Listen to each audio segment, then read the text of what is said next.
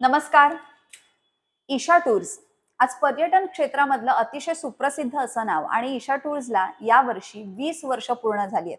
त्याबद्दल आणि आपल्या आजच्या या पॉडकास्टमध्ये आपल्या सोबत आहेत ईशा टूर्सचे संचालक आत्माराम परब सर. सर, नमस्कार.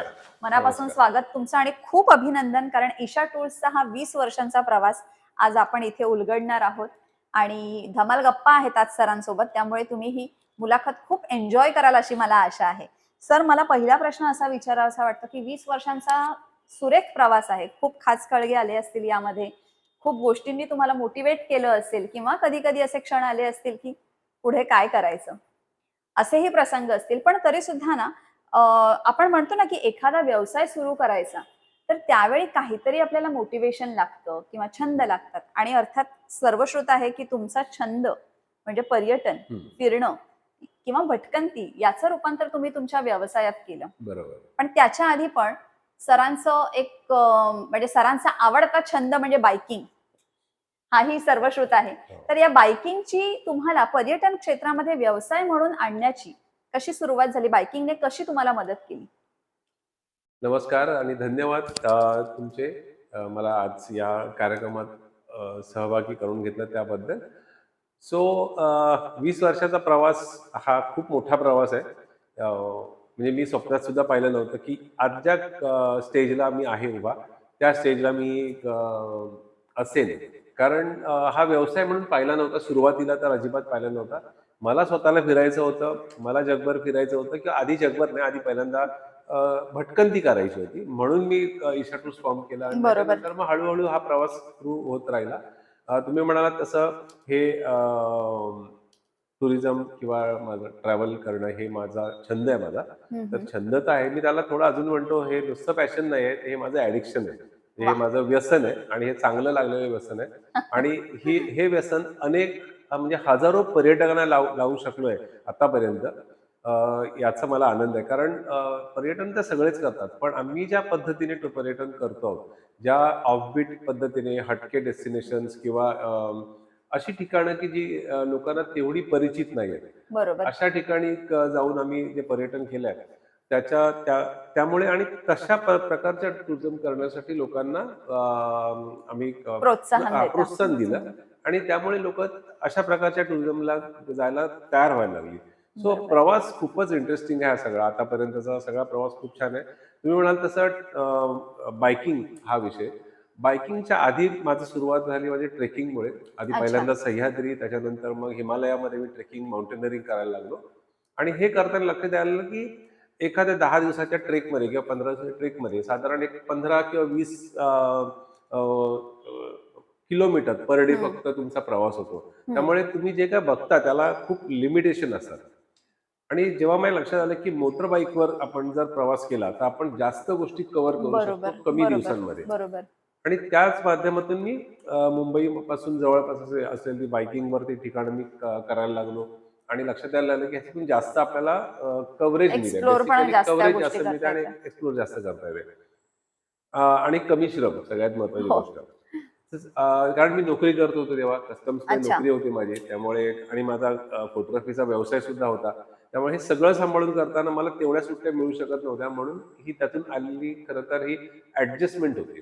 आणि बरोबर. त्यातून मग मी ऑलमोस्ट भारताचे चारही कोन म्हणजे पूर्ण चारही कोन मी जसं मुंबई टू जम्मू, मुंबई टू कन्याकुमारी किंवा हां. अरुणाचल प्रदेशपर्यंत हे सगळे कॉर्नर्स मी बाईकवर फिरलो. वाह! आणि त्याच्यामधला सगळ्यात महत्त्वाचा जो टप्पा जो आहे माझ्या ह्या पूर्ण प्रवासातला तो म्हणजे मुंबई टू लडाख अच्छा. मोटरसायकलवर जो प्रवास केला हं, आणि हं, जो हं. आतापर्यंत त्याच्यामुळे मी जास्त फेमस झालो म्हणायला हरकत नाही. कारण मी बरोबर, पुस्तक लिहिली त्याच्यावरती बरोबर. आणि म्हणूनच तर असा हा प्रवास बायकिंग हा त्याच्यामधला मूळ गाभा म्हणेन आणि त्याच्यामुळे मला खूप काही बघता आलं. बरोबर. भारतभरात खूप काही बघता आलं आणि माझं स्वतःची जी आवड होती हे ऑलवेज मी नेचर लव्हर आहे. मला फार इंटरेस्ट नाहीये मॉन्युमेंट्स बघण्यामध्ये किंवा हेरिटेज बघण्यामध्ये हं. मला स्वतःला फार इंटरेस्ट नाही.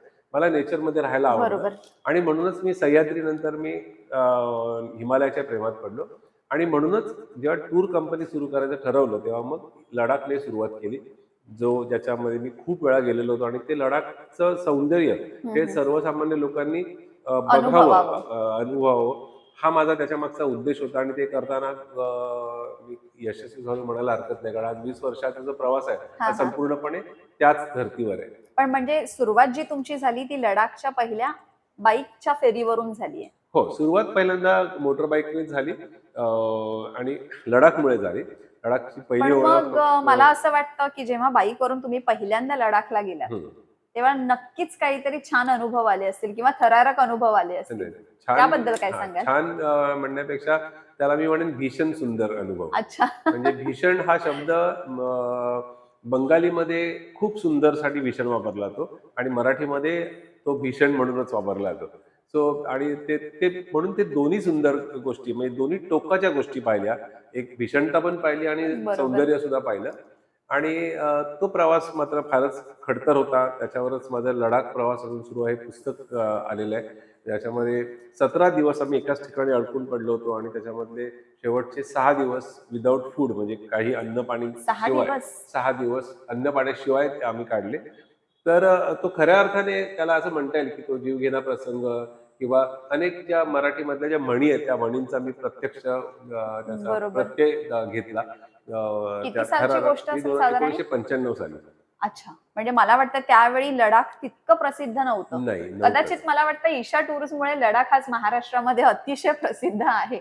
असं म्हटलं तर वावगं ठरणार नाही असं मला वाटतं. मी असं असं मी स्वतः नाही म्हणणार, पण आम्हाला मिळालेले जे पुरस्कार आहेत त्याच्यावरून नक्कीच ते बरोबर. आपण म्हणू शकतो. कारण फॅमिली टुरिझम मधलं पायोनियर म्हणून आम्हाला पुरस्कार मिळाला आहे. त्याच्यानंतर बात आम्ही है. वेगवेगळ्या प्रकारच्या टूर्स लडाखमध्ये प्रमोट केल्या, वेगवेगळ्या प्रकारच्या टूर आम्ही इस्टॅब्लिश केल्या. जसं फॅमिली टुरिझम तर आहेच, त्याच्याबरोबर आम्ही फेस्टिवल टुरिझम किंवा सीझन टुरिझम, काय पर्टिक्युलर सीझन्स घेऊन बरोबर. किंवा मग इंडियन आर्मीशी रिलेटेड असलेलं जे टुरिझम Correct. आहे ज्याच्यामध्ये आम्ही 15 ऑगस्ट आहे, 26 जानेवारी आहे, कारगिल विजय दिवस आहे किंवा अ, आपलं मला वाटतं हे रक्षाबंधन सोहळा देखील होता ना? रक्षाबंधन सोहळा सुद्धा आहे आणि बरोबर. 26 जुलैचा कारगिल विजय दिवस. सो हे हे कार्यक्रम आम्ही राबवायला सुरुवात केली. वेगवेगळे सीझन्स आम्ही राबवले लडाखमधले. लडाखमध्ये. जसं ॲप्रिकॉटचा ब्लॉसम असेल किंवा विंटर मधला, स्पेशली विंटर म्हणजे आपण अरे बापरे म्हणतो टेम्परेचर ऐकल्यानंतर. आता सध्या टेम्परेचर लडाखमध्ये -5 ते -15 असणार आहे. पण त्या सीझन मध्ये सुद्धा लडाख खूप सुंदर असतं, वेगळं बरोबर. असतं आणि ते दाखवण्याचा प्रयत्न आम्ही केला आणि आतापर्यंत सक्सेसफुल झालो. देन विंटर मधलं लडाख एक वेगळा प्रकार, म्हणजे त्याच्यामध्ये अजून काही काही गोष्टी आहेत त्याच्यामध्ये निसर्ग पण वेगळा निसर्ग असतो ना? वेगळाच असतो आणि तुम्ही जे बघता लडाख नेहमीच त्यापेक्षा कितीतरी वेगळं असतं. कारण पांढरी चादर असते कम्प्लिटली पूर्ण त्या रिजनवर आणि त्यामुळे विंटर मधलं लडाख जास्त भावतं आणि मुख्य म्हणजे तेव्हा माणसं कमी असतात. बरोबर. पर्यटक नसतातच म्हणायला हरकत बरोबर. नाही. त्यामुळे बऱ्याच हो, स्थळांना भेटी त्यामुळे देता येत असतील. सगळे स्थळांना भेटी तर देता येतात तेव्हा सुद्धा. पण कमी पण गर्दीमध्ये गर्दी जास्त मजा नसताना येते. जी मजा आहे ती Correct. ती आपल्याला अनुभवता येते ह्या अशा ऑफ ऑफ सीझन मध्ये. बरोबर. त्यामुळे आम्ही अशा खूप वेगवेगळ्या प्रकारच्या सीझन्स आम्ही प्रमोट केले. आता अलीकडे आम्हाला एक मिळालेला पुरस्कार म्हणजे pioneer in apricot blossom tourism. क्या बात है. ॲप्रिकॉट ब्लॉसम नावाचा सीझन असतो, तो आम्ही प्रमोट केला आणि तो गेली अनेक वर्ष प्रमोट करत होतो आणि आत्ता गेल्या वर्षीपासून टुरिझम डिपार्टमेंटने केला आणि त्या पहिल्याच कार्यक्रमामध्ये अच्छा. आम्हाला पायोनियर म्हणून आम्हाला अवॉर्ड क्या दिला. बात है. त्याच्याबरोबर सगळ्यात मोठा मिळालेला जो अवॉर्ड आहे मला, 2 अवॉर्ड म्हणता येईल मला. त्यातला एक आहे तो ट्रू फ्रेंड ऑफ लडाख म्हणजे लडाख मित्र पुरस्कार जो मला बरोबर. मिळालाय. तो मी भारतामधला एकमेव आहे आणि त्याच्या व्यतिरिक्त जो मिळालेला दुसरा त्याला पुरस्कारच म्हणेन, कारण तो म्हणजे बौद्ध धर्मगुरू दलाई लामांचा मिळाला आशीर्वाद आणि त्यांच्या हस्ते झालेला सत्कार. वा. तर तो खूप मोठा सत्कार मी मानतो, सन्मान. तो सन्मान मानतो मी हो, खरं तर. खरंच. सो अशा अशा अनेक गोष्टी करू शकलो आणि सगळ्यात महत्वाची गोष्ट, जेव्हा आम्ही सुरू केलं लडाख तेव्हा भारतीयांची संख्या होती ती फक्त 15% होती आणि अच्छा. 85% फॉरेनर्सची संख्या होती. आता तो आकडा 65% इंडियन्स आणि 35% फॉरेनर्स झालाय आणि आज साधारण एक 17 ते 18,000 म्हणजे 2003 मध्ये जेव्हा आम्ही सुरू केलं तेव्हा 17 ते 18,000 टुरिस्ट येत होते लडाखमध्ये. आज 20 वर्षानंतर साधारण गेल्या वर्षीचा जो आकडा आहे, या वर्षीचा आकडा आहे, तो साधारण 4.5 लाख आहे. वा. सो जर तुम्ही पाहिला ग्रोथ जी पाहिली बरोबर. तर ती ग्रोथ खूप झालेली आहे. आम्ही त्याचे मी म्हणेन त्याला आम्ही कारणीभूत आहोत फक्त. आणि नक्कीच. सगळ्यात महत्वाची गोष्ट, लडाख मधलं इकॉनॉमी खूप चांगली स्ट्रॉंग झाली. हम्म. सर्वसामान्य लोकांना त्यांना रोजगार चांगला मिळाला, चांगली त्यांची जीवनशैली त्यांची बरोबर. सुधारली. अर्थात पर्यटन सो यामध्ये खूप पर्यटनामुळे मदत खूप करतं. मदत झालेली आहे आणि त्याची आम्ही खारीचा वाटा आम्ही उचललाय याचं समाधान नक्कीच वाटतं. नक्कीच. पण आता इथे एक थोडासा मी तुम्हाला एक वेगळा अँगल म्हणून मला खूप विचारायला आवडेल. सगळ्यात आधी मी तो प्रश्न विचारण्याच्या आधी सगळ्यात आधी असं विचारेन, की लडाखला तुम्हाला जो तुम्ही पहिला अनुभव सांगितलात, की भीषण सुंदर अनुभव आला. हं, हं. म्हणजे 6 दिवस हो, उपासमार हो. आणि असा अनुभव आला. पण तरी सुद्धा एवढं असताना देखील लडाखवरच विशेष प्रेम का? म्हणजे इतका अनुभव येऊन सुद्धा तुम्ही लडाखलाच जास्त का प्रमोट केलं? ऍक्च्युली हा प्रश्न मला नेहमीच विचारला जातो. पण आणि त्याचं उत्तर मला माझ्याकडे नाहीये. मी नेहमी सांगतो, की ह्याचं उत्तर माझ्याकडे नाहीये. काहीतरी मी वाइब्स काय असतील. काही नाही मला असं नेहमी लोकं म्हणतात, की तुझं काहीतरी मागच्या जन्मीचं काहीतरी करेक्ट. कनेक्शन असू हां, हां, शकतं हां. आणि त्यामुळे तू तिथे खेचला जाऊ शकतो. पण मी एकंदर जे कोणी लडाखला जाऊन आलेली लोकं आहेत, त्यांच्याकडून जो मिळतो आम्हाला फीडबॅक. फीडबॅक मिळतो. हं. त्याच्यामध्ये एक एक फीडबॅक हा कायम असतो, की लडाखला पुन्हा यावंसं वाटतं. वाह! तर तो कुठेतरी स्पिरिच्युअल काहीतरी कनेक्ट असावा कदाचित. मी स्वतः त्या स्पिरिच्युअल ह्याच्यामधलं मला नॉलेज पण नाही आणि त्यामुळे मला त्याच्यामधलं काहीच माहीत नाहीये. बरोबर. पण मला असं वाटतं, की जर खरंच देव असेल, जर त्याचं स्पिरिच्युअलिटी असेल, तर ती अशा ठिकाणीच असायला पाहिजे. मंदिरांमध्ये सीरियस. जायची गरज नाहीये. शुद्ध, हां. कारण पवित्र. खऱ्या अर्थाने देव असेल, तर तो अशा ठिकाणी, शुद्ध ठिकाणी आणि पवित्र ठिकाणी असेल. सो आणि मे बी त्यामुळे असेल पुन्हा पुन्हा जायची इच्छा होते आणि तशीच बरोबर. इच्छा मला झाली. जेव्हा माझ्याबरोबर जी पहिल्यांदा आलेली लोकं होती त्यांना विचारलं, हं, "तुला हं, येणार हं. का?" तर हं, त्यांनी हं. सगळ्यांनी हात जोडले. म्हणाले, "लडाखचं नाव घेऊ नको." सो अच्छा, पण म्हणजे मी जे मित्र तुमच्या हां, बरोबर माझ्याबरोबर अडकलेले पहिल्या होते. टूरला आले होते त्या ट्रिपला मोटरबाईक एक्सपिडिशनला. हं. त्यांनी सगळ्यांनी हात जोडले. ते म्हणाले, "आम्ही काय पण येणार मग नाही." आता तुमच्या या 20 वर्षांच्या प्रवासात तुम्ही त्यांना नेलत की नाही परत? फक्त मी अनेकदा माझ्या त्या सगळ्या मित्रांना इन्व्हाइट केलं मी. पण एकच आमचा एक मित्र त्यातला आला. आला म्हणण्यापेक्षा मी नेलं मी त्याला जबरदस्ती. जेव्हा माझी 100वी लडाखची टूर होती. हां. ती 100वी लडाखची टूर तिथल्या टुरिझम डिपार्टमेंटने सेलिब्रेट केली होती वाह! आणि त्यांनी माझा सत्कार केला होता. तर जवळ-जवळ 450 लोकं त्या कार्यक्रमाला होती. हां, हां. ईशा टूरची जवळ-जवळ पावणे 200 लोकं आणि त्याच्या व्यतिरिक्त आमचे लडाखी मित्रमंडळी, त्याच्यानंतर मग त्यांनी इन्व्हाईट केलेले काही लोकं, अशी मिळून एक 400-450 लोकं त्या कार्यक्रमाला उपस्थित होती. तेव्हा विनायक सराफ म्हणून आमचा मित्र आहे, तो त्या कार्यक्रमाला आला. पण बाकी कधीच कोणी डेअरिंग नाही केलं त्यानंतर. खरं तर आता लडाख एवढं सेफ आहे, एवढं सुंदर आहे, की जो काय त्रास व्हायचा होता तो माझ्या पहिल्या बरोबर. ट्रिपमध्ये होऊन गेला. आणि आता तुम्ही लोकांचा त्रास वाचवला असं मी अ, म्हणेन. हां, मी तसं म्हणेन, की तेव्हा तो आलेला अनुभव होता, तो घेतला आणि आम्ही खरं म्हणेन, की त्या अनुभवामधून मी जास्त अनुभव संपन्न झालो म्हणेन मी. कारण खूप करेक्ट. शिकता आलं. लाईफ काय असतं ना, हे खरं तर तेव्हा आम्हाला त्याची कळलं आणि ते मोल कळलं प्रचिती आहे. आपण हां, असं हो. म्हणू. नक्कीच, नक्कीच. आणि त्यामुळे आज हजारो लोकांना लडाखला नेऊ शकलो मी. हे कुठेतरी विधिलिखित होतं असं म्हणायला हरकत नाही. बरोबर. म्हणजे माझा पहिला अनुभव एवढा वाईट आल्यानंतर सुद्धा परत सेकंड टाईम का गेलो याचं उत्तर माझ्याकडे नाहीये. पण त्यामुळे आज हजारो लोकांना नेऊ शकलो आम्ही. असं म्हणतो ना आपण, की एखादी कठीण गोष्ट आपल्याला खूप काही शिकवून जाते किंवा एखादं हो, निगेटिव्ह मोटिव्हेशन देखील आपल्याला उपयोगी पडतं. तसं नक्कीच. तुमचं मला हो. वाटतं त्या अनुभवातून तुम्ही पण काहीतरी तावून सुलाखून हिरा बाहेर पडावा तसं ईशा टूर्सचा हा प्रवास 20 वर्षांचा सुरू झालेला आहे. सुरू म्हणजे संपलाय आणि आता 21व्या वर्षामध्ये ईशा टूर्स आता पदार्पण करते. तर मला आता जसं आपण बोलत होतो, की आता पर्यटकांची संख्या लडाखमध्ये वाढत हं, चालली आहे. हं, हं. आणि पूर्वी जेव्हा बघाल तेव्हा अगदीच अगदीच विरळ हो, हो. तिथली जी पर्यटकांची संख्या होती. पण आता ही वाढत चाललेली संख्या आणि बऱ्याचदा असं होतं, की जेव्हा एखादी संख्या वाढते, त्यावेळी त्या क्षेत्राला वेगवेगळ्या पद्धतीने त्रास होऊ शकतो. हो, बरोबर. आणि तुमचं काम किंवा तुमचे चाललेले उपक्रम मी नेहमीच बघत आले आहे आणि सामाजिक बांधिलकी जपणं काय असतं हे मी सरांकडून बऱ्याचदा शिकले आणि ऐकलंय, की त्यांनी कशा पद्धतीने कामं केलेली आहेत. तर मला निश्चितच खात्री आहे, की तुम्ही याच्यामध्ये काहीतरी पावलं उचललेली असणार आहेत, की लडाखच्या पर्यटन क्षेत्राला त्रास होऊ नये पर्यटकांमुळे. तर याबद्दल तुम्ही काय सांगाल? तुम्ही जे सामाजिक बांधिलकी हा विषय मांडलात म्हणूनच सांगतो तुम्हाला, की जेव्हा लक्षात आलं, एक साधारण 5-6 वर्षापूर्वी लक्षात आलं, की लडाखचा नंबर खूप वाढत चाललाय बरोबर. आणि ती जागा जी आहे, जिथे म्हणजे तिथल्या ज्या बायोडायव्हर्सिटीला त्रास होऊ शकतो या हं, सगळ्याचा, हं, हं, हं. हा अंदाज जेव्हा आला, तेव्हा आम्ही पहिल्यांदा एक रिक्वेशन केली की या गोष्टींवरती एक कुठेतरी निर्बंध यायला पाहिजे. म्हणजे बरोबर. पर डे एका ठराविक लिमिटच्या बाहेर टुरिस्ट यायला हं, हं, हं. नकोत. अशा प्रकारचे काहीतरी निर्बंध यायला हवेत. पर्टिक्युलर काही ठराविक ठिकाणी ठराविक लोकच जातील. त्यांना काहीतरी अच्छा. परमिट दिलं जावं. असं परमिट की आजच्या दिवसात एवढीच लोकं येणार. पण अनफॉर्च्युनेटली त्याच्यावर आजही काहीच काम केलं जात नाही. इव्हन आमच्या टुरिझम सेक्टरमधल्या लोकांनी मला वेड्यात काढलं, हं, हं, हं, की हं. आपण तो बिझनेस वाढत असताना आपण त्याच्यावरती कंट्रोल करायचं का बरोबर, म्हणतोय? बरोबर. कारण हे एखाद्या वेळेला त्याचा ब्लास्ट होऊ शकतो आणि अगदी तो जेव्हा बरोबर. होईल तेव्हा मग त्याचा परिणाम सगळ्यांनाच भोगावे आणि लागतील. अल्टिमेटली मग पुढे कारण ती कठीण जाईल. जागाच तशी नाहीये, की एवढी हॉटेल्स, वर्दळ वाढली आहे, लोकांची वर्दळ वाढली आहे आणि ते इन्फ्रास्ट्रक्चर त्या सगळ्या गोष्टींना कमी पडतं. कमी पडतंय.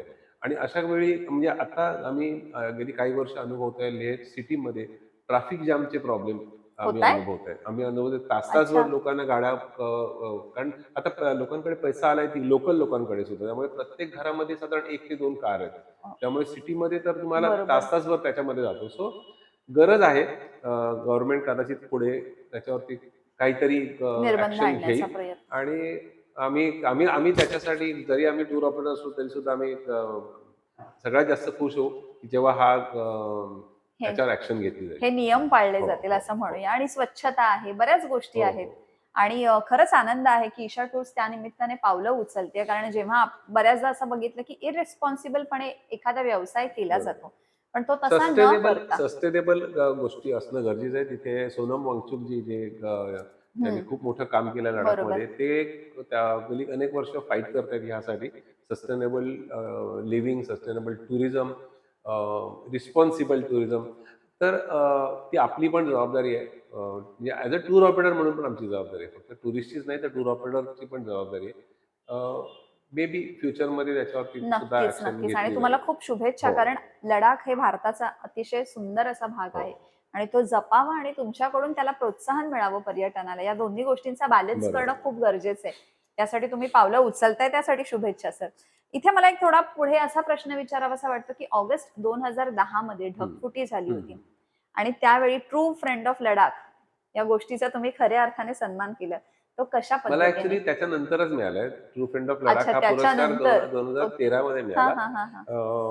कदाचित ते एक कारण असू शकतं. जेव्हा झाली तेव्हा मी केनियामध्ये होतो. अच्छा. आणि मला जेव्हा कळलं की असं झालंय, हां, हां, त्याच्यानंतर हां. 2 दिवसानंतर मी परत आलो भारतामध्ये. आणि भारतात आल्यानंतर इमिडिएटली ज्या दिवशी सकाळी आलो त्याच दिवशी रात्रीचा फ्लाइट घेतला आणि मी लेहला गेलो. आणि त्याच्या आधी आम्ही एक काम केलं होतं, की आम्हाला एक गोष्ट कळली होती, की खूप खूप मोठं डिस्ट्रक्शन झालंय, खूप बरोबर, लोकांचं नुकसान झालंय आणि लोकांना आत्ता ॲट धिस मोमेंट आर्थिक मदतीची गरज असणार आहे. बरोबर. आणि त्यावेळेला त्याच बेसवर आम्ही फक्त मेसेज तेव्हा WhatsApp नव्हते. सो एक मेसेज लिहिला आणि तो मेसेज सगळ्यांना पाठवला, की लडाखमध्ये तुम्ही जाऊन आलेले त्या लडाखमध्ये आज असं-असं अच्छा, म्हणजे भयानक हे तुमचे जे झालेलं आहे. माझ्याबरोबर ट्रॅव्हल पर्यटक केले जे ज्यांनी ट्रॅव्हल पर्यटक केलं. होते हं. त्यांच्याकडे. त्यांना मेसेज केले आणि त्यांना सांगितलं, की आता थोडीशी गरज असणार आहे. जर ज्यांना कोणी इच्छेने जे काही होईल ते तुम्ही मदत करा. हं, हं, मग हं. तुम्ही बिलीव्ह नाही करणार फक्त 4 किंवा 5 दिवस मिळाले आम्हाला. हां. त्याच्यामध्ये साधारण 10 लाखापेक्षा जास्त क्या पैसे बात आम्हाला है! जमा झाले. ते सगळे पैसे मी घेतले सोबत आणि चेकच्या स्वरूपात हं, घेतले हं. आणि त्यानंतर आम्ही ते वेगवेगळ्या लोकांना ज्या लोकांना खरंच इफेक्ट झाला होता त्या लोकांना दिले आणि खूप काम केलं त्याच्यावरती. IBN लोकमतची एक टीम मला त्याच वेळेला सापडली आणि त्यांनी मला अच्छा. अमृता दुर्वे म्हणून प्रोड्युसर होती. तर त्यांना मी म्हटलं, "मी तुम्हाला अशी काही ठिकाणं दाखवतो, की ती तुमच्या बाकीच्या चॅनलवरती तुम्हाला कुठे दिसणार नाही. ओके. अशा ठिकाणी मी तुम्हाला घेऊन जातो आणि तुम्हाला खरं त्यांना शेवटी यांना स्टोरीज हव्या असतात. त्या बरोबर, स्टोरीजच बरोबर. द्यायच्या होत्या आणि सगळे प्रत्येकजण त्या रॅन्चोच्या स्कूलवरती ठरलेल्या. हां. सगळे फोकस करून थांबले होते, की एक आमिर खानची शाळा बरोबर, डॅमेज झाली. बरोबर, बरोबर. सो त्यांना मी अशा काही गोष्टी घेऊन गेलो, वेगवेगळ्या ठिकाणी घेऊन गेलो. त्यातून त्यांना एक खूप छान एक सब्जेक्ट मिळाले. खूप चांगले अनुभव मिळाले त्यांना सुद्धा आणि आभाळ पेलताना नावाची एक त्यांनी डॉक्युमेंटरी केली. हं, हं. त्या डॉक्युमेंटरीला पुढे नॅशनल अवॉर्ड मिळाला. वाह! सो त्या नॅशनल अवॉर्डच्या त्या फिल्ममध्ये माझा उल्लेख सुद्धा त्यांनी केलेला आहे. माझ्या काही 2-3 ठिकाणी बाईट्स पण आहेत. सो अच्छा. असे बरेच आम्ही प्रयोग केले वेगवेगळे आणि त्यातून तिथल्या लोकांना बाहेर काढण्याचा प्रयत्न केला आणि त्याच्यात नक्कीच यश मिळालं आणि त्याच्यानंतर 2013 मध्ये मला हा ट्रू फ्रेंड ऑफ लडाख म्हणून पुरस्कार मिळाला. वा, अर्थात त्याच्या मागे म्हणजे ही मदतच नाही तर या व्यतिरिक्त सुद्धा तुम्ही ज्या पद्धतीने लडाखला लोकांसमोर हो. आणलंय तेही खूप महत्वाचं आहे. आणि इतक्या वर्षांच्या प्रवासात मला वाटतं किती टूर झाले आता तुमच्या लडाखमध्ये? माझ्या शेवटची जी ट्रिप होती ती 150वी ट्रिप होती. 150वी ट्रिप. 150. त्याच्यामध्ये त्या दिवशी माझा सोनम वांगचुक म्हणजे दुसरे सोनम वांगचुक हा. लडाखमध्ये ज्यांना महावीर चक्र मिळाले, अच्छा. कारगिल वॉरमध्ये सहभागी असलेले, त्यांच्या हस्ते माझा सत्कार झाला 150व्या टूरच्या वेळेला. वा. So steel counting. वा. आता माझा प्रवास तसा लडाखमध्ये खूप कमी झालाय कारण मी आता इंटरनॅशनल ट्रॅव्हलकडे खूप वळलो. येस, आणि आपण आणि आता तिथे येणारच आहोत की इंटरनॅशनल ट्रॅव्हल, परदेशवारी आता ईशा टूर्स लोकांना करवते. सर, मला असं ऐकायला आवडेल तुमच्याकडे की एखादा देश जेव्हा तुम्हाला पर्यटकांना घेऊन जायचंय तिथे, तर अर्थात तिथे त्यांना नेण्याच्या आधी तुमचा एक वेगळा अभ्यास असतो, बरोबर. जी रेकी तुम्ही करता. कसे अनुभव असतात, काय बघता तुम्ही तिथे? कारण आता बऱ्याचशी आपण म्हणूया की आताची जी तरुण पिढी आहे ती भारतासोबतच परदेशवारीला जास्त पसंती देते. हो. तिथलं इन्फ्रास्ट्रक्चर म्हणा किंवा तिथल्या ज्या काही सोयी सुविधा आहेत तर त्या लोकांना बघायच्या असतात सगळ्या. तुमचा अभ्यास कसा असतो? एकतर सगळं त्याच्या आधी मी थोडीशी मागे जाईन. मी आता ह्याच 28-29 तारखेला मी फिलिपाईन्सला चाललोय, जो माझा 70वा देश आहे. अच्छा. म्हणजे 70 देशांमध्ये 69 देशांमध्ये आतापर्यंत प्रवास केला. आता मी तुम्ही 70व्या प्रवास देशात. केला मी की तुम्ही नाही. पर्यटकांना पण पर्यटकांना नेलं? नाही. मी अच्छा. हा पहिल्यांदा आधी माझं तुमचा स्वतःचं सांगतो. प्रवास. हा. 70 देशांमध्ये मी 70वा देश हा मी आता सेलिब्रेट करणार आहे. सो आणि तो करताना मी नवीन कोणताही देश जेव्हा बघतो, त्याच्या आधीच मी सांगेन हा. की ज्या दिवशी टूर कंपनी सुरू केली, तेव्हा मी एक एक गोष्ट ठरवली होती की जनरली कोणताही व्यवसाय करतो एखादी व्यक्ती व्यवसायामध्ये उतरते, तेव्हा त्यांच्याकडे एक टार्गेट असतो की माझा टर्नओव्हर कसा वाढेल. बरोबर. की यावर्षी माझा एवढा टर्नओव्हर असेल तर 5 वर्षामध्ये मी माझा टर्नओव्हर किती असेल, 10 बरोबर. वर्षांनी किती असेल, प्लॅनिंग त्याचे काहीतरी अभ्यास आणि फायनान्शियल प्लॅनिंग प्लॅनिंग. केले जाते. हे मी तेव्हापासून आतापर्यंत एकदाही केलेलं नाहीये. टर्नओव्हरचा अभ्यास किंवा टर्नओव्हरचा मागे लागणं केलं नाही. हा, मात्र तेव्हा ठरवलं होतं की 100 देश आपण स्वतः फिरायचे. अच्छा. आणि 100 देश जेव्हा मी फिरणार, तेव्हा ऑटोमॅटिकली काही काही देश ईशा टूर्सच्या प्लॅटफॉर्मवर येणार आणि 100%. त्याच्यामध्ये लोकांना पण घेऊन जाणार. बरोबर. म्हणजे ऑटोमॅटिकली तुमचा टर्नओव्हर सुद्धा म्हणजे ती जी ग्रोथ म्हणतो आपण, ती ग्रोथ ती हळूहळू तशी होणार. पण मी ती रिव्हर्स प्लॅनिंग केलं. मी 100 देश फिरणार बरोबर. स्वतः आणि बरोबर. त्याच्यानंतर मला वाटेल तर मी लोकांना घेऊन जाणार. तर आतापर्यंत बरोबर. 70 देश जे काही फिरलोय त्याच्यामध्ये एकूण 70, त्याच्यापैकी आतापर्यंत फक्त 40 देशांमध्येच लोकांना नेलंय. 40 किंवा 42. चांगली संख्या आहे सर. 40 किंवा 42 42. लोक. आणि बाकीच्या देशांमध्ये मी लोकांना नेलं नाही त्याचं कारण मला तेवढं अपीलिंग नाही वाटलं. जसं सिंगापूर, मलेशिया, थायलंड किंवा दुबई असेल. सगळेच करतात. हे सगळेच प्रत्येक गल्लीतला प्रत्येक टूर ऑपरेटर करतो. किंवा मला असं वाटतं लोकांना कस्टमाइज टूर करून सुद्धा जायला ते सोपे देश आहेत. हा, सोपे देश आहेत आणि हेच म्हणजे प्रत्येक जण करतो टूर ऑपरेटर. मग आपण काय वेगळं करता येईल म्हणून मी काही वेगळ्या देशांमध्ये मी ट्रॅव्हल करायला सुरुवात केली. वेगळे म्हणजे आणि काय सांगा? आता त्याच्यामध्ये मी अजून एक तुम्हाला गंमत म्हणून सांगेन की जेव्हा मी रेकी टूर करतो तेव्हा नक्की काय करतो की रेकी टूर करतो तेव्हा पहिल्यांदा एखादं डेस्टिनेशन कुठल्या एज ग्रुपसाठी सुटेबल असेल. बरोबर. जर काही ठिकाणी जसं ऍडव्हेंचर, लडाख हे ऍडव्हेंचरस डेस्टिनेशन म्हणून फेमस होतं. बरोबर. पण त्या ऍडव्हेंचरला आम्ही कम्फर्ट लेवलला आणलं आणि कम्फर्टेबल ऍडव्हेंचर आम्ही त्याला म्हणतो. बरोबर. कम्फर्टेबल ऍडव्हेंचर म्हणजे बरोबर. तर अशा प्रकारे जर आज लोकांकडे जी लोक आहेत ज्यांना फिरायचं आहे त्यांची संख्या जर काढली तर साधारण 50 आणि त्याच्या पुढच्या लोकांकडे आज वेळ आणि पैसे दोन्ही आहेत. वेळ स्पेशली. बरोबर. आणि त्या लोकांना थोडंसं लक्झरी पण हवी असते. बरोबर. सर, एखादी गोष्ट करायची आहे तर ती गोष्ट करताना त्यांना ती लक्झरी मिळणार आहे का याचा अभ्यास करायचा असेल तर आधी प्रत्यक्ष तुम्हाला जावं लागतं. बरोबर. गेल्यानंतर अभ्यास करायला लागतो. तसं आता तुम्हाला फॉर एक्झाम्पल सांगतो की नॉर्वेमध्ये 2 सीझन आहेत. नॉर्वे, फिनलंड, स्वीडन म्हणजे स्कॅन्डिनेव्हियन कंट्रीजमध्ये 2 सीझन आहेत. एक आहे समर, एक आहे विंटर. आता विंटर मधलं टेम्परेचर असतं -5 ते -25. बरोबर. तर -25 म्हटल्यानंतरच लोक आधी पहिल्यांदा इथे घाबरतात आणि थंडगार पडतात. बरोबर. तर तिथे गेल्यानंतर जेव्हा स्वतः गेल्यानंतरच अनुभव घेता आला की किती सस्टेन करू शकतो, इन्फ्रास्ट्रक्चर काय आहे याचा अभ्यास केल्यानंतर मग कॉन्फिडन्स जेव्हा येतो तेव्हा मग आपण अजून काही लोकांना नेतो. बरोबर. आणि मग बरोबर. त्यातून मग लोक मग सांगतात की काहीच प्रॉब्लेम नाहीये. म्हणजे तिथे -25 ला सुद्धा तुम्ही कम्फर्टेबली फिरू शकता. सो कारण ते तसं इन्फ्रास्ट्रक्चर डेव्हलप झालेलं आहे. आपल्याकडे ते अनफॉर्च्युनेटली आपल्याकडे अजून तेवढं नाही बरोबर. झालंय. पण आणि हेच सगळं अभ्यास अडॅप्टेशन त्यांचं हा म्हणूया आपण तिथलं, हा, म्हणजे त्यामुळे त्यांनी कदाचित आता साधं उदाहरण द्यायचं झालं तर आपण हिमालयामध्ये गेलो आणि गरम पाणी जर हवं असेल तर आपल्याला सांगितलं जातं की 10 मिनिटं नळ सोडून ठेवा, हो, म्हणजे थोड्या वेळाने गरम पाणी येईल. बरोबर. तुम्ही ह्या बाहेरच्या बाजूला -25 टेम्परेचर असताना सुद्धा आतमध्ये रूम मध्ये आपण असे बसू शकतो. बरोबर. एवढी चांगली हिटिंग फॅसिलिटी असते. प्लस तुम्ही जेव्हा नळ उघडता तेव्हा हं. 3ऱ्या सेकंदाला कडकडीत गरम पाणी येतं. वाह! सो ह्या लेवलचं इन्फ्रास्ट्रक्चर डेव्हलप बरोबर केलं आहे, आहे. बरोबर आहे. त्यामुळे गाडीमध्ये तुम्ही बसाल, रेस्टॉरंट्समध्ये बसाल, तुम्हाला तुमचे हिटर्स आहेत. जॅकेट्स काढावे लागतात हं. -25 मध्ये पण. अच्छा. नाहीतर तुम्ही बसू नाही शकत. बरोबर. त्यामुळे आमचा अनुभव असा आहे, की या टेम्परेचरमध्ये लोकं थंडी वाजली असं कधीच म्हणत नाहीत. गरम हं. झालं असं म्हणतात. त्याचं कारण आपण मेंटली आणि फिजिकली आपण खूप जास्त प्रिपेअर होतो. करेक्ट. महत्त्वाची गोष्ट अशी की त्याआधी मेंटली प्रिपेअर होणं गरजेचं आहे. ते झालं की बरोबर. मग सगळ्या गोष्टी ईझी असतात. खरंय. सो या सगळ्या गोष्टींचा अभ्यास आम्ही करतो. किती चालायचं आहे? कुठे हं. चढायचं आहे का? तर ह्या सगळ्या लहान-लहान गोष्टी असतात. जेवणाची व्यवस्था कशी असू शकते? बरोबर. मग जर इंडियन जेवण नसेल एखाद्या हं, ठिकाणी हं. तर तिथे इंटरनॅशनल जेवण कशा प्रकारचं असेल? तर ह्या बरोबर. सगळ्याचा अभ्यास करून मग आम्ही एक टूर प्लॅन करतो आणि मग त्याच्यामध्ये आम्ही लोकांना घेऊन जातो. बरोबर. सो आणि गंमत सांगायचं म्हणजे आज माझ्याबरोबर ट्रॅव्हल केलेली एवढी लोकं आहेत, त्या लोकांना काही लोकांना मी एखाद्या टूरला जातोय, तर हां. मी मेसेज करतो 1 टू 1 पर्सनल. मी कुठेही आमच्या ईशा वेबसाईटवर नसतं ते. करतो आणि सांगतो मी रेकी टूरला चाललोय. जर इंटरेस्ट असेल तर या. अच्छा, तुम्ही तर मेसेज करून मेसेज सांगता करून असं. लोकांना सांगतो ओके, आणि मला रेकी टूरसाठी. रेकी टूरसाठी. आणि मला तुम्हाला सांगायला आवडेल, की आत्ता मी चाललोय ज्या टूरला फिलिपाईन्सच्या, त्याच्यामध्ये सगळ्यात कमी लोक आहेत 10 लोकं. नाहीतर सग साधारण 15, 18, 20, 25, रेकी 30 लोकं टूरसाठी. रेकी टूरला येतात.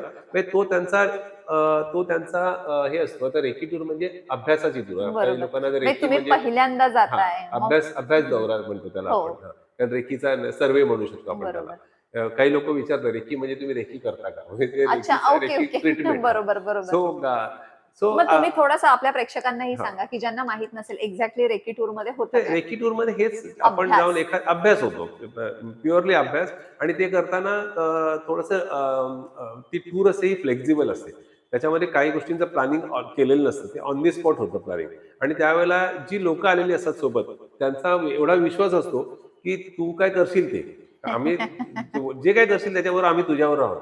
कारण बरोबर, जेव्हा रेकी टूर म्हटल्यानंतर तुम्हाला असं वाटू शकतं, की अरे ह्याला स्वतःलाच काही माहीत नाही, हा कसा फिरवणार आपल्याला? बरोबर. पण एकंदर आतापर्यंतचा जो अभ्यास आहे, त्याच्यावरून लोकांनी तो विश्वास टाकलाय आणि की लोकं तुम्ही येतात. सगळा हां. अभ्यास करूनच हां, आलेले म्हणजे ती आहात. रेकी टूर सुद्धा एवढी प्री प्लॅन्ड असते म्हणायला हरकत नाही. कारण त्याचा अभ्यास खूप आधी केला जातो. बरोबर. आणि त्याच्यानंतर मग ते एक्झिक्यूट करताना फक्त माझ्यासाठी हं. किंवा मी आणि माझ्याबरोबर आलेले सगळे एकाच प्लॅटफॉर्मवर असतो. क्या बात है! मस्त. पण तरी पण एन्जॉय करतात लोकं आणि सगळ्याच पहिला टूर अनुभव आतापर्यंत तुमच्यासोबत. एक्सपिरियन्स हं. करतात. तो लोकं खुश असतात आणि मला पण तो कॉन्फिडन्स येतो, की आपल्याला माहिती आहे, की आपण जे करणार ते वाईट असणार नाहीये. मग बरोबर. काही प्रॉब्लेम नाही. मग 15 लोकं, 20 पण मला स्वतःला आवडतं, की कमी लोकं असतील तर आवडतं. कारण काय, की तुम्ही जेवढी कमी लोकं असतील तेवढी फ्लेक्सिबिलिटी जास्त असते करेक्ट, आणि तुम्हाला त्याप्रमाणे लास्ट मोमेंट चेंजेस करणं सोपं असतं. करेक्ट. सो रेकी टूरची एक वेगळी मजा असते. आणि अशा आतापर्यंत मी जवळ-जवळ सगळ्याच देशांमध्ये मी जे फिरलोय, एकाही देशामध्ये एकटा नाही गेलोय.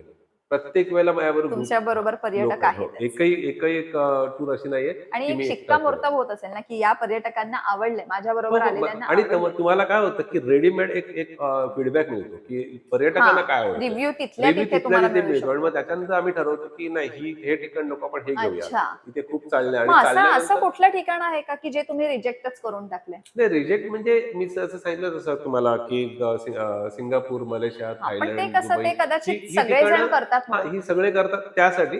ही ठिकाणं खूपच सुंदर आहेत. पण मी असं तर म्हणेन. एखादं स्थळ, हं. की जे बघितल्यानंतर तुम्हाला असं वाटलं, की अरे इथे पर्यटकांना आणण्यात काही पॉइंटच नाहीये आता किंवा तुम्हाला देश? आता जसा मदागास्कर आहे. हां, मदागास्करमध्ये मी जाऊन आलो. मदागास्कर खूप सुंदर देश आहे.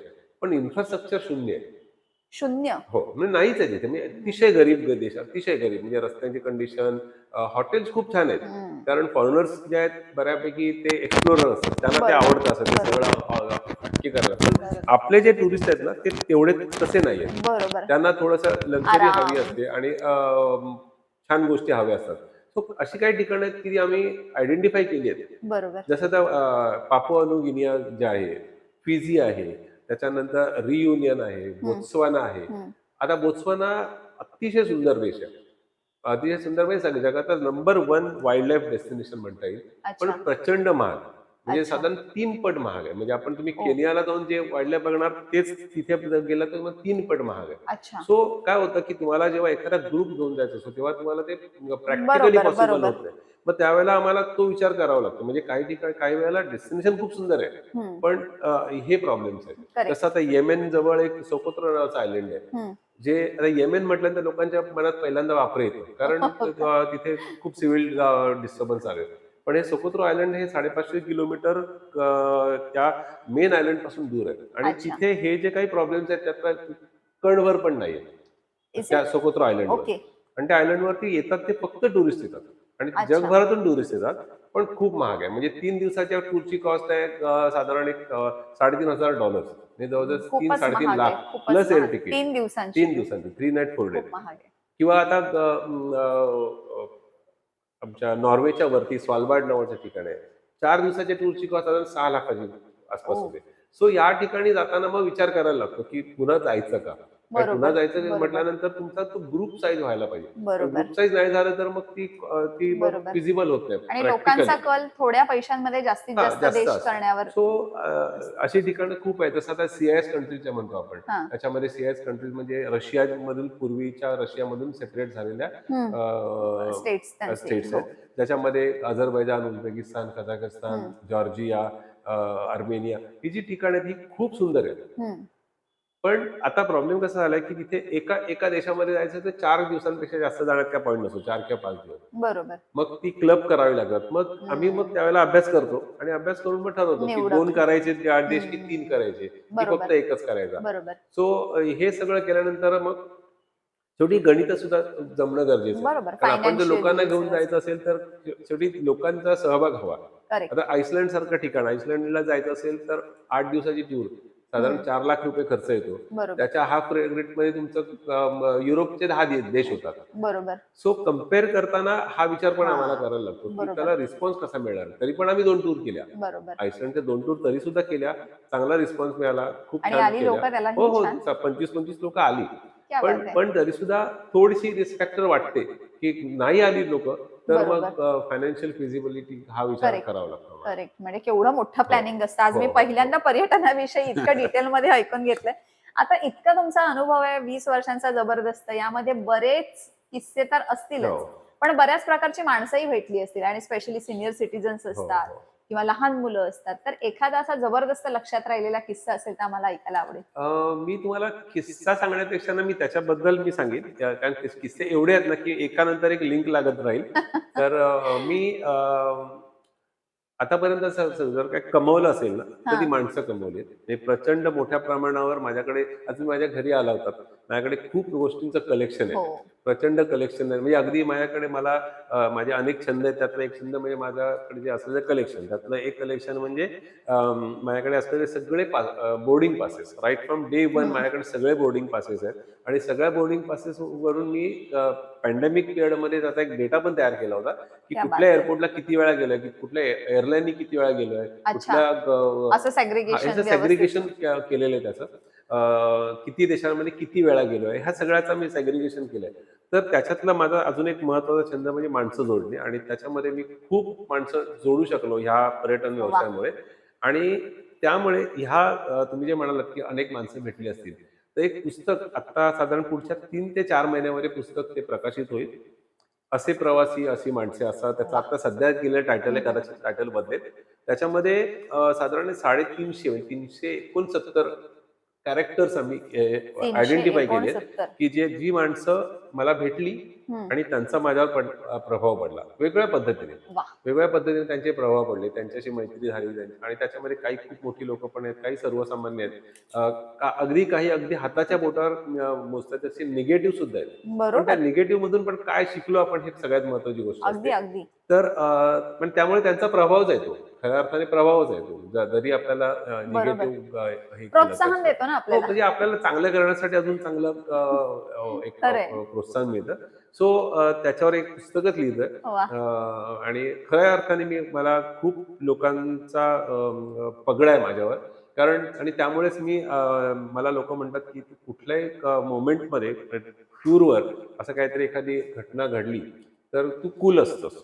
हम्म. तर त्याचं कारण ह्या लोकांचे जे काही लोक भेटली आहेत ना त्यांचे जे अनुभव आहेत ना ते पाठीशी असतात आणि त्यावेळेला वाटतं की हे काहीच नाहीये, अगदी सिंपल आहे. याच्यातून आरामात म्हणजे आता एक बाहेर तुम्हाला पडून. एक थोडक्यात सांगेन. हा. एका बाईंचा पासपोर्ट हरवला होता स्कॅन्डिनेव्हियन कंट्रीजमध्ये. पासपोर्ट पासपोर्ट ठरवला. हरवला होता. पण त्यावेळेला पण मी एकदम कूल होतो. मी म्हटलं, "तुम्ही काळजी करू नका. मी मी हँडल करणार सगळं.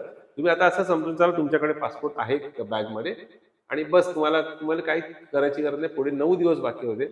आदल्या दिवशी आम्ही पोलीस स्टेशनला गेलो, कंप्लेंट केली. पासपोर्ट दुसऱ्या दिवशी मिळवला 3 तासामध्ये. मिळाला हां, नाही, नाही. कुठे? मिळवलं म्हणजे नवीन, अच्छा, नवीन. नवीन. ओके. तो त्यांना मिळालाच नाही. तो कोणीतरी चोरला होता आणि ते अच्छा. आम्ही खूप वेळा सांगतो, की फॉरेन टूरवर जाताना पासपोर्टची काळजी घ्या. हो. पण त्यांनी ते असा बॅगवर टेबलवर ठेवला होता आणि तो कोणीतरी अत्यंत सगळं महत्वाची हां, सगळं गोष्ट. सगळं सगळं त्याच्यामध्ये गेलं त्यांचं. सो पण ह्या गोष्टींमधून आपल्याला काय आहे, की एखादा प्रसंग आल्यानंतर त्यातून जर शिकलो नाही आपण तर त्याचा काहीच अर्थ नाही. उपयोग नाही त्याचा. त्यामुळे ह्या सगळ्या लोकांकडून एवढं प्रचंड नॉलेज मिळालं. कारण मी किंवा माझी टीम कोणीही या क्षेत्रामध्ये ट्रेंड नाहीये. बरोबर. म्हणजे टुरिझम क्षेत्रामध्ये जे आपण म्हणतो ना डिप्लोमा डिग्री केलेले कोणीच नाहीये.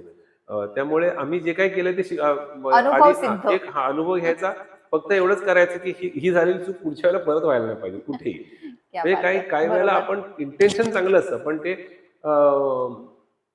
काही गोष्टी आपल्या मनाप्रमाणे होतील असं किंवा काही कधी नाही. कधी काही गोष्टी नसतात हो. हातात म्हणजे आपल्या. अगदी मी सुरुवातीच्या काळामध्ये अनेक टूर कंपन्यांबरोबर आधी पहिल्यांदा महाराष्ट्रात, पहिल्यांदा मुंबई, मग महाराष्ट्र, मग भारत आणि मग भारताबाहेर अशा करून वेगवेगळ्या टूर कंपन्यांबरोबर टुरिस्ट म्हणून गेले. अच्छा.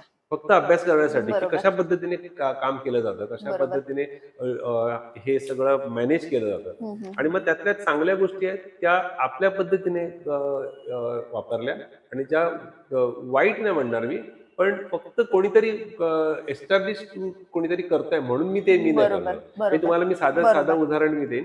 आमच्या टूरमध्ये कधीही स्नॅक्स दिले जात नाहीत. स्नॅक्स दिले जात हां, नाही. दिले जात कारण नाही. ग्रुप टूर्सला हां, ग्रुप जनरली टूर्सना आपण देतात. असं आम्ही हो. त्याच्या मागचं माझं लॉजिक आहे आणि हं. ते लोकांना पटलं पण आणि हं, त्याला हं. ॲप्रिशिएट केलं हं, लोकांनी. हं. म्हणजे एवढ्या टूर आम्ही करतोय, कुठेही आम्ही स्नॅक्स देत नाही. त्याच्यामागे जेव्हा मी अनुभव घेतला, मी एका टूर कंपनीवर गेलो ॲज अ टुरिस्ट म्हणून, तेव्हा प्रत्येक जण आपापलं पाकीट फोडून खात होते. आणि एका दुसऱ्या ह्याच्यामध्ये मी जेव्हा गेलो तेव्हा त्याच्यामध्ये स्नॅक्स नव्हते. प्रत्येकाने आपापल्या घरून आणले होते आणि त्याच्यामध्ये प्रत्येक जण शेअर करत होता. देत. तर त्या शेअरिंगमध्ये बॉन्डिंग जे होतं ना, ते Correct. बॉन्डिंग तुमच्या पर्सनल याच्यामध्ये होत नाही आणि Correct. मला तो लॉजिकल वाटला तो आणि मी ते Correct. सांगताना नेहमी सांगितलं, की तुम्हाला जर एक पाकीट आणा प्रत्येकाने, पण ते तुम्ही जेव्हा शेअर करता ना, तेव्हा तुमचा एकमेकांशी गप्पा होतात. तू हो ना. कुठली, मी कुठली, का तुझ्या बरोबर. थोड्याशा चर्चा होतात. नाहीतर काय होतं, की तुम्ही आपल्या सीटवर बसता आणि आपापलं खाताय. बरोबर. त्याच्यामधून तुमच्या तेवढं बॉन्डिंग होत नाही. बायका जेव्हा असतात, "अरे, हे कसं बनवलंय? याची रेसिपी काय?" तर ह्या गोष्टींना मग तुम्हाला एक कारण मिळतं तुम्हाला बरोबर. गप्पा मारण्यासाठी. बरोबर. बऱ्याचदा काय सुरू होतं होतं ना, काहीतरी आईस ब्रेकिंग. आईस ब्रेकिंग खूप वेळा होत नाही. अशा वेळेला हे आईस ब्रेकिंग हे कुठून आणलं? विकत आणलं काय असेल, शोधून कुठून आणलं? काढले सर, शोध सो लावला. मी ह्या खूप लहान-लहान गोष्टींचा वेगवेगळ्या अँगलने विचार करून त्या बरोबर. इम्प्लिमेंट करायला सुरुवात केली आणि त्या सक्सेसफुल झाल्यात. बरोबर. 100% सक्सेसफुल झालेत आणि आणि आणि तोच तर हाच अभ्यास आहे. आपण काय चांगलं आहे ते उचलता नक्कीच, वेचता आलं पाहिजे. नक्कीच. आणि म्हणजे मी असं म्हणेन, की एवढ्या दिवसांचा जेव्हा प्रवास असतो, अनेक अनोळखी लोकं आपल्याला या प्रवासात भेटतात आणि त्यावेळी जर का त्यांच्यामध्ये बॉन्डिंग तयार झालं, तर ती आपण एक फॅमिली टूर म्हणून सेलिब्रेट बरोबर, करू शकतो बरोबर. आणि ती आपल्याला जास्त एन्जॉय करता येऊ शकेल, की सगळेच ओळखीचे असतील तर. अर्थात तुम्ही सांगितलंत, की हा एक प्रकार आईस ब्रेकिंगचा असू हो. शकतो. त्याचबरोबर आता थोडंसं याच विषयांवर हे जे बॉन्डिंग पुढे हं, बनतं, हं. त्यातून ईशा टूर्सने अनेक लग्न सुद्धा लावलीत. कारण या बॉन्डिंग मधून हो, हो. आतापर्यंत मला वाटतं 20 हो. आता 20 20वा वर्ष लग्न. हे 20वा वर्ष हे आणि तुमचा 20 रेकॉर्ड लग्न. आहे. 20 वर्ष, हां, हा 20 लग्न. वेगळा रेकॉर्ड म्हणता येईल.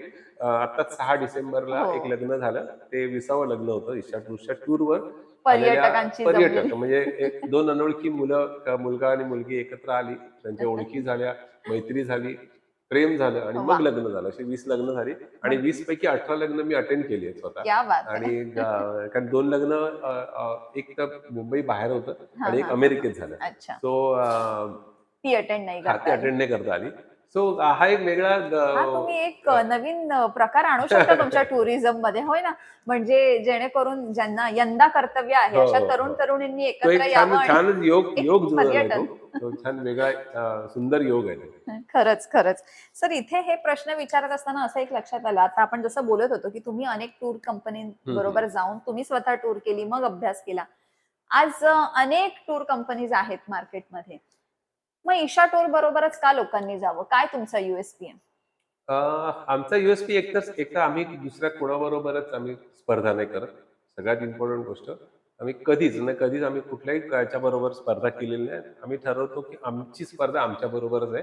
आपण चांगलं काम करायचं, ऑटोमॅटिकली लोकं येणार. आज मोठ्या-मोठ्या ॲड न देता सुद्धा आज लडाखमध्ये आम्ही नंबर 1 का आहोत?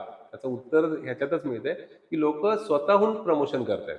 माउथ म्हणजे माउथ पब्लिसिटी होते. पब्लिसिटी करतात, की आमच्याबद्दल लोकांना सांगतात आणि लोकांना सांगून मग दुसरा कोणतरी येतो, दुसऱ्यातून तिसरा येतो. असं करून त्या असं एक छान ती अशी सर्कल तयार झालेली आहे आणि त्यातून लोकं येत राहतात. आणि कॉम्पिटिशन कशाला करायला हवी? कारण तुमचं प्रत्येकाचं काम वेगळं असतं. आता बरोबर. मगाशी तुम्ही म्हणालात तसं, की अजून एक गोष्ट मी शिकलो, की बऱ्याच नाही सगळ्याच टूर कंपन्यांमध्ये ही एक पद्धत आहे, की जो टूर मॅनेजर असतो, हं, हा हं. कधीच तुमच्या टुरिस्ट बरोबर जेवायला पण बसत नाही. ओ. जेवायला कधीच बसत नाही.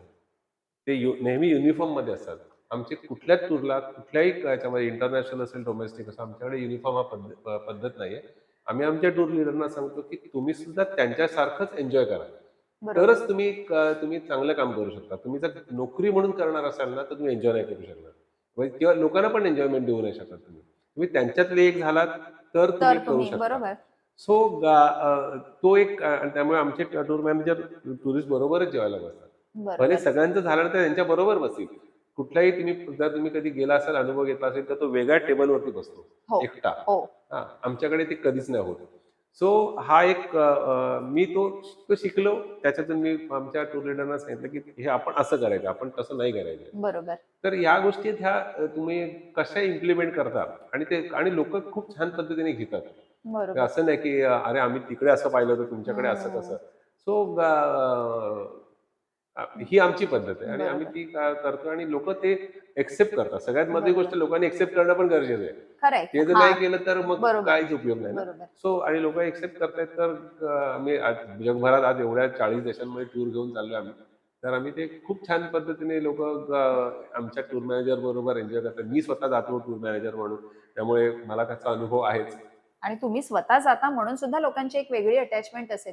पण जनरली आपण असं बघतो, की एखादी मोठी टूर कंपनी जेव्हा असते आणि त्याचे संचालक असतात, ते जनरली लोकांबरोबर जात नाहीत किंवा त्यांचे एस्कॉर्टर्स असतात, हो. त्यांच्याबरोबर काम करणारी जी मुलं असतात ती जातात. पण मी बऱ्याचदा बघितलं, की तुमच्या टूर्समध्ये तुम्ही स्वतः तिथे उपस्थित असता. सगळ्या टूर्सना ते शक्य नाही होत. पण मी आता पण माझं तरी स्वतःचं मॅक्सिमम हां. मी असं पाहिलंय, की तुम्ही असता. माझं स्वतःचं मी तुम्हाला हे सांगतो, की जेव्हा मी टूर कंपनी सुरू केली, तेव्हा ही गोष्ट पण अजून एक ठरवली होती, की मी ऑफिसमध्ये बसून हं. माझे टूर मॅनेजर टूरवर फिरतायत आणि मी ऑफिसमध्ये बसून काम करेक्ट. करतोय, हे कदापि होणार नाही. मला महिन्यातले 8 दिवस, मिनिमम 8 दिवस मी घराबाहेर असायलाच पाहिजे. हा नियम बरोबर. आहे आणि तो गेली अनेक वर्ष कंटिन्यू चालू आहे. गेल्या 2 वर्षापासून 22 आणि 23 मध्ये हा वेगळा नियम केला होता, की प्रत्येक महिन्याला एक इंटरनॅशनल टूर माझी व्हायला पाहिजे. वाह! हे मी स्वतःला घालून दिलेलं हे आहे. हे ऑटोमॅटिकली ते होतं ना मग. आणि आणि लोकांचा विश्वास नाही तुमच्यावर आणि आता त्याचमुळे मी जास्त आहे. जपानची टूर अनाउन्स केली. फक्त मी टूरवर आहे कळल्यानंतर 10 दिवसामध्ये टूर फुल झाली. म्हणजे क्या लोकांनी बात है! विचारलं, की "अरे, ती अनाउन्समेंटच नाही केली." तर म्हटलं, "काय करू आता अनाउन्समेंट न करता टूर फुल झाली तर मी काय करू ना?" आतल्या आत. तर म्हटलं, "आतल्या आत होते हे सगळं म्हणजे एकदा." सो आता शेवटी एवढी वर्ष काम करतोय, एवढ्या वर्षांचा लोकांशी घरोबा आहे. नुसतं म्हणजे बरोबर. फक्त हे नाही तर तो एक छान रिलेशन तयार झालेले आहेत. त्यामुळे बरोबर. लोकं एक कम्फर्ट झोनमध्ये येतात. "तू आहेस ना टूरवर, चला मग आम्ही येतो." तर बरोबर. ह्याचं मी छान विश्वास. उदाहरण तुम्हाला देईन. जेव्हा पॅन्डेमिक नंतर पहिली टूर आम्ही अनाउन्स केली. मी अनाउन्स केली. आम्ही म्हणण्यापेक्षा ईशा हं. टूर्सच्या नावाने केलीच नव्हती. हं, मी हं, हं, अनाउन्स हं. केली. त्याच्यामध्ये मी सांगितलं होतं नोव्हेंबर म्हणजे आपण मार्चमध्ये लॉकडाऊन लागलं आणि नोव्हेंबरमध्ये ही पहिली टूर अनाउन्स केली होती मी. तर मी म्हटलं होतं, की 8 दिवसाचा एक प्लॅन करतोय. मुंबई, चंदीगड, चंदीगड-मुंबई मी एअर तिकीट काढणार. हं. त्याच्यानंतर आपण काय बघणार हे मला माहीत नाही. काय अच्छा. करणार हे मला माहीत नाही. जाऊ शकणार की नाही हे पण मला माहीत नाही. बरोबर. कारण ओके. त्यावेळी टेस्ट त्यावेळेला त्या वगैरे टेस्ट सगळ्या वगैरे होत्या. होत्या, बरंच काय-काय होतं. जर तसं काय झालं तर काय करू शकणार हे पण मला माहीत नाही. त्यामुळे मला काहीच माहीत नाही. आणि बरोबर. पैसे किती लागणार हे पण माहीत नाही. तरी सुद्धा जर यायचं असेल तर मी ह्या दिवशीची तिकीट मी काढली आहे, कोणाला यायचं असेल तर या. मी बिलीव्ह नाही करणार, 3 दिवसामध्ये 17 लोकांचं बुकिंग झालं. क्या बात आहे, सो मस्त. त्या मोमेंटने मला प्रचंड कॉन्फिडन्स दिला, की आपल्यावर लोक खूप विश्वास ठेवत आहेत आणि खूप बरोबर. जास्त आपल्यावरती म्हणजे तो प्रेम, आदर सगळं त्यातून कळलं ना ते. त्यामुळे म्हटलं की दिस इज अ टाइम, आपण आता घराबाहेर आपण पडायला पाहिजे. जोपर्यंत आपण बाहेर पडत नाही तोपर्यंत म्हणजे आणि म्हणजे लोकांनाही तो विश्वास येणार म्हणजे नाही. ते ह्याच्यासारखं बरोबर. म्हणजे सिंहासनावर बसून फक्त आदेश द्यायचे, तुम्ही हे करा, तुम्ही ते करा. त्यापेक्षा आपण जर मैदानात उतरलो तर लोक येणार. ही बरोबर. गोष्ट कळली. त्याच्यानंतर मग 2021 मध्ये रेकॉर्ड ब्रेक आहे. या सगळ्या मोठ्या टूर कंपन्यांचे जे काय झालेलं आहे ना, त्याच्यापेक्षा जास्त 1100 लोकांना आम्ही टुरिस्टला घेऊन गेलो 2021 मध्ये. 1100. 1100 लोकांना.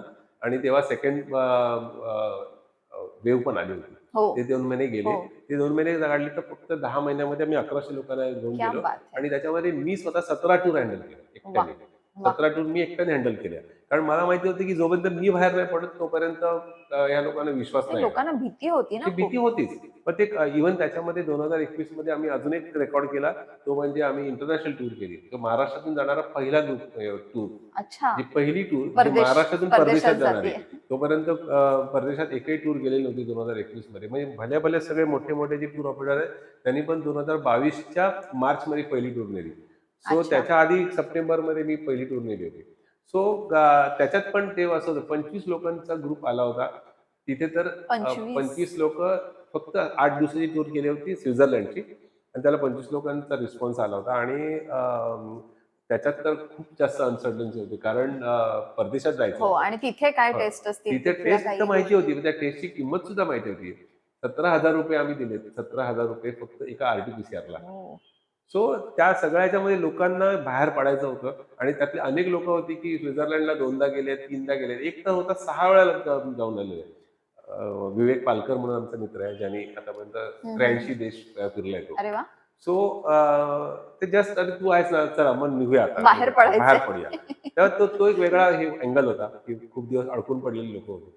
तर अल्टिमेटली तुम्ही जो त्या मूळ प्रश्नावर येतो की तुम्ही वेगळं काय केलं, तर मला वाटतं हेच वेगळं केलं आणि म्हणूनच लोक विश्वास बरोबर. टाकतात. आणि तोच USP म्हणता येईल. आणि अजून एक कॉमन हे असतो, फीडबॅक असतो लोकांचा. तुमच्या टूरवर आल्यानंतर असं वाटतं की काय फॅमिली टूर बरोबर चाललोय.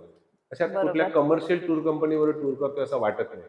सो बरोबर. हा पण एक कदाचित हे असेल. आम्ही नक्कीच, खूप नक्कीच. तो आम्ही ते बॅरियर्स कधीच नाही ठेवले. बरोबर. की म्हणजे मी जेव्हा ॲज अ मॅनेजिंग डायरेक्टर, तो हं. त्या ऑफिसच्या बाहेर पडलो की मॅनेजिंग डायरेक्टर नाही. मग मी तुमच्यातलाच एक, बरोबर. मी तुमच्यासाठी तुम्हाला मदत करायला आलेला एक टूर मॅनेजर आहे. That's it. वाह! एवढंच मला माझं आहे. वाटतं कदाचित तुमचा छंद, त्या छंदाचं रूपांतर झालं व्यवसायात. आणि त्यानंतर त्याच्या पुढे जाऊन जसं तुम्ही म्हणालात, की मी कुठलं प्लॅनिंग नाही करत. मी माझा आनंद मिळवण्यासाठी देश फिरतोय. बरोबर. हो. आणि त्याच्याबरोबर माझ्या आनंदाबरोबर मी इतरांना काय आनंद देऊ शकतो, या विचाराने कदाचित ईशा टूर्स पुढे जात आहे. आणि तुम्ही मानसिकरित्या लोकांना खूप जोडताय या टूर्समध्ये सुद्धा. छोट्या छोट्या बरोबर. गोष्टी आहेत, जसं तुम्ही शेअरिंगचं सांगितलं, पण अत्यंत महत्वाच्या आहेत, की ज्या लोकांमध्ये बॉन्डिंग निर्माण करतील. हम्म. आणि कदाचित हेच ईशा टूर्सच्या यशाचं गमक असेल असं मला वाटतं. पण पुढे प्रश्न थोडासा वेगळा विचारते. आपलं वेळ थोडीशी संपत आली आहे, हो. तर त्याच्या आधी एक महत्वाचा प्रश्न. जेव्हा आपण फॅमिलीचा विचार करतो त्यावेळी सगळ्यात आधी पहिलं नाव माझ्या समोर येतं ईशा. हम्म. ईशा म्हणजे तुमची मुलगी. हम्म. ती या क्षेत्रात उतरणार आहे का? वडिलांची लेगेसी पुढे नेतीये, हम्म. काय करते, की काही वेगळे विचार आहेत? आता पॅन्डेमिक मध्ये आपण ऍक्च्युली तिने टुरिझम मध्ये डिग्री केली रुईया कॉलेजमधून. पण जेव्हा आमच्या लक्षात आलं की पॅन्डेमिक आल्यानंतर की एकाच व्यवसायावर एका फॅमिलीमध्ये सगळे जर अवलंबून असतील तर बरोबर. हे फ्युचरमध्ये कदाचित घातक होऊ शकतं. कारण बरोबर. शेवटी एकाच वेळेला संपूर्ण इंडस्ट्री अख्खं जग कोसळली थांबलं होतं. होती तेव्हा. त्यामुळे एकाच व्यवसायावर अवलंबून राहू नये म्हणून तिने मग असं ठरवलं की आपण एक वेगळा अनुभव घ्यावा. हे घ्यावा, हम्म. डायव्हर्सिफाईड हम्म. एक कोर्स करावा, हम्म. जेणेकरून काहीतरी वेगळा बिझनेस सुरू आपल्याला करता सुरू येईल. करता येईल. म्हणून तिने इंटरनॅशनल इव्हेंट मॅनेजमेंटमध्ये हम्म. मास्टर्स करायला सुरुवात केली. 2 वर्ष झाली आता ती पॅरिसमध्ये आहे, फ्रान्समध्ये अच्छा. शिकते. टोटल 2 वर्षाचा कोर्स आणि 1 वर्षाचा इंटर्नशिप आहे.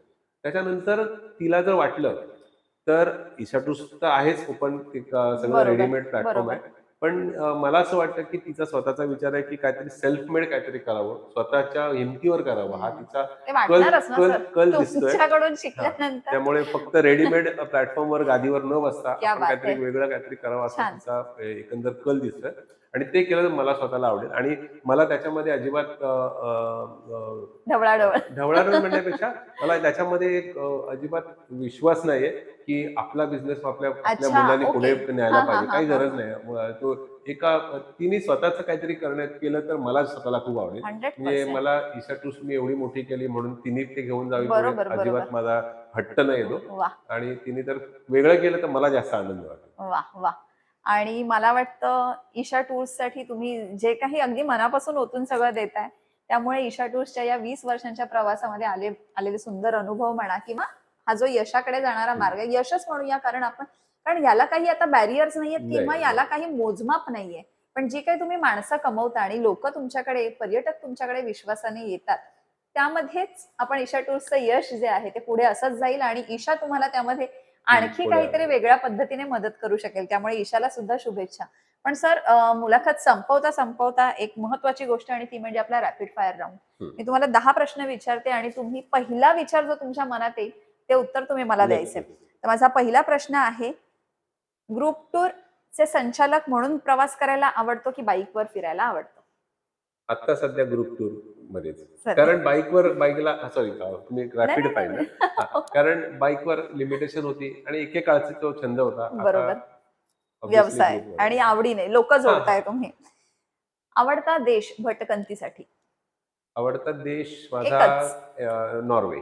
नॉर्वे. अच्छा. भारतातील आवडतं पर्यटन स्थळ लडाख सोडून?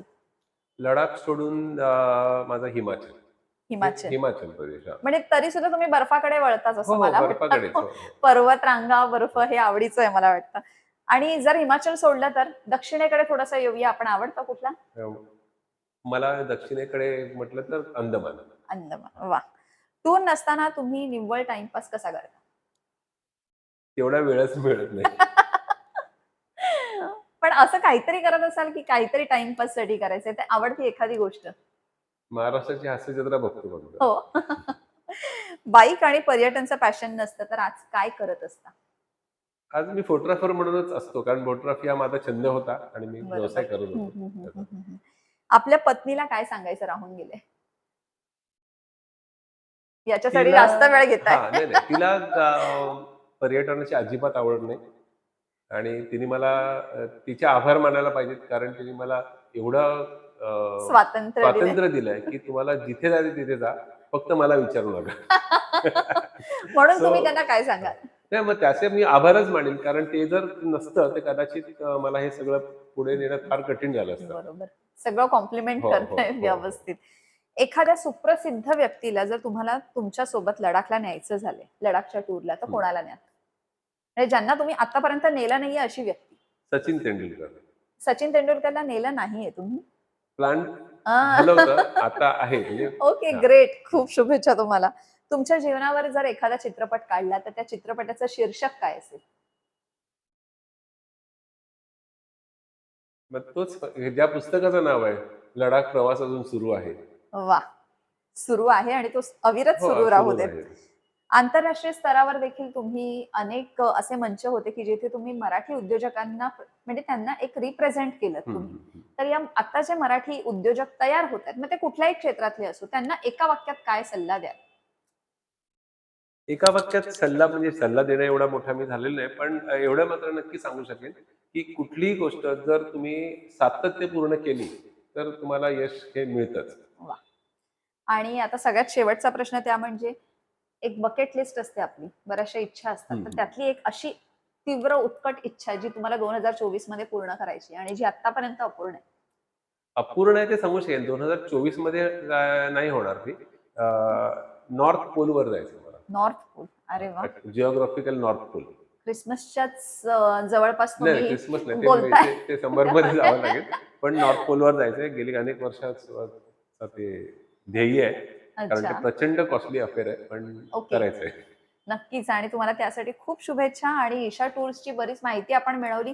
बरं, ईशा टूर्सची फक्त सरांनी आपल्याला माहिती नाही दिली, तर त्यामध्ये पर्यटन क्षेत्राचा अभ्यास पर्यटन क्षेत्रामध्ये पर्यटकांना कशा पद्धतीने तुम्ही छान हँडल करू शकता, या सगळ्याच गोष्टी आपण या मुलाखतीमधून शिकलो. आणि सर, इतका वेळ तुम्ही दिलात आणि इतक्या छान गप्पा झाल्या, त्याबद्दल खरंच आपले मनापासून आभार. तुमचे नंबर्स किंवा तुमचं काही प्रमोशनल ज्या काही गोष्टी असतील, की ईशा टूर्सच्या वेगवेगळ्या ज्या टूर्स असतील, त्याची माहिती मला वाटतं ईशा टूर्सच्या वेबसाईटवर हो. आणि इन्स्टा आणि फेसबुक पेजवर तुम्हाला मिळू शकेल. तुम्ही इथे आलात त्याबद्दल धन्यवाद. धन्यवाद.